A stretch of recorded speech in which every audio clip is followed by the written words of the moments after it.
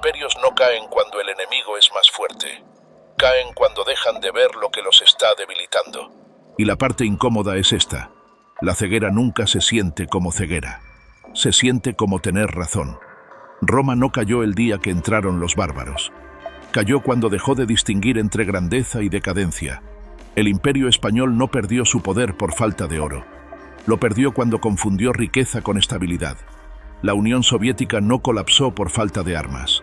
Colapsó cuando su sistema empezó a creer su propia propaganda. Ninguno de ellos pensó que estaba en decadencia. Eso es lo inquietante. Oswald Spengler lo dijo con una frialdad brutal. Las civilizaciones no mueren por falta de poder. Mueren cuando su cultura pierde lucidez, no cuando son débiles, cuando dejan de examinarse. Y aquí es donde la historia deja de ser historia. Porque la ceguera no empieza en los palacios. Empieza en la mentalidad colectiva. Empieza cuando la crítica incomoda más que el error. Cuando cuestionar se percibe como deslealtad. Cuando la estabilidad se vuelve más importante que la verdad. Roma tenía ejército, tenía infraestructura, tenía riqueza, pero empezó a premiar el espectáculo por encima del debate. Pan y circo. No era ignorancia, era comodidad. La Unión Soviética tenía científicos brillantes, tenía tecnología, tenía recursos, pero el sistema dejó de tolerar información que contradijera la narrativa oficial. Los datos se maquillaban, las cifras se ajustaban, la crítica se silenciaba. No fue el enemigo quien destruyó el imperio, fue la incapacidad de verse con honestidad. El imperio español recibió toneladas de oro desde América. La riqueza parecía infinita, pero mientras el oro llegaba, la estructura productiva interna se debilitaba. La abundancia ocultaba la fragilidad, y cuando el flujo disminuyó, ya no había base sólida que sostuviera el poder. La ceguera no fue falta de información, fue exceso de confianza. Spengler sostenía que toda civilización atraviesa un momento silencioso en el que deja de crear y comienza a repetirse. Sigue teniendo edificios, sigue teniendo ejército, sigue teniendo cifras impresionantes, pero por dentro, algo ya dejó de crecer. Y lo más peligroso es que desde dentro todo parece normal.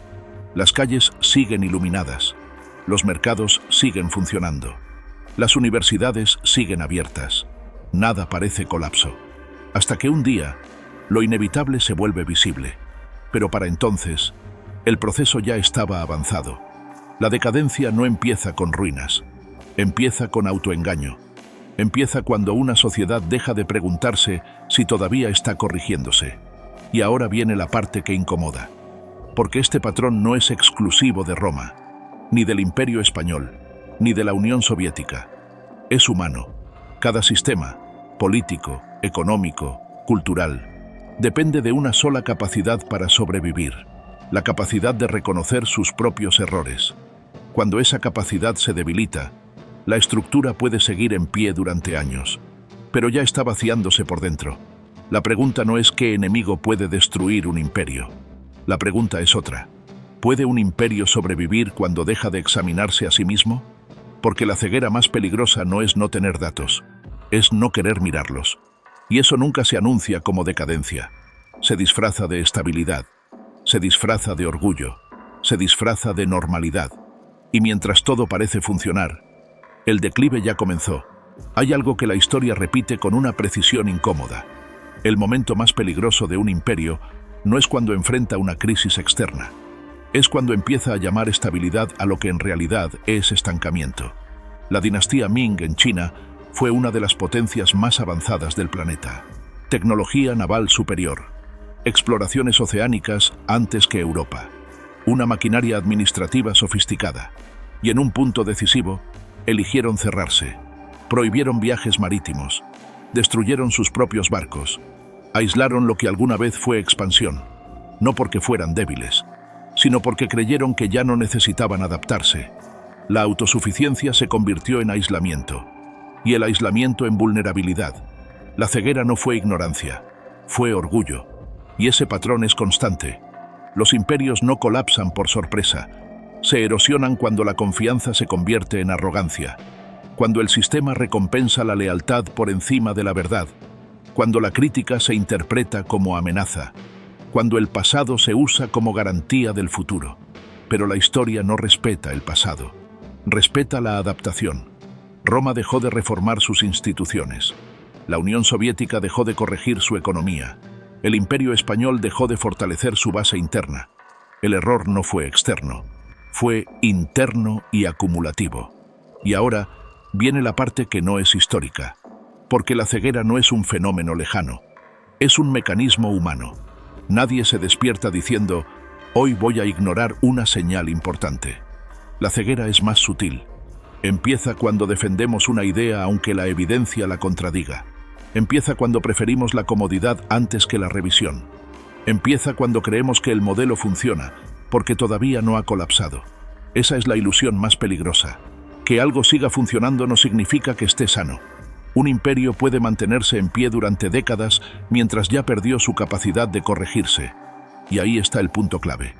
Los sistemas sobreviven cuando pueden detectar sus errores a tiempo. Mueren cuando ya no pueden reconocerlos.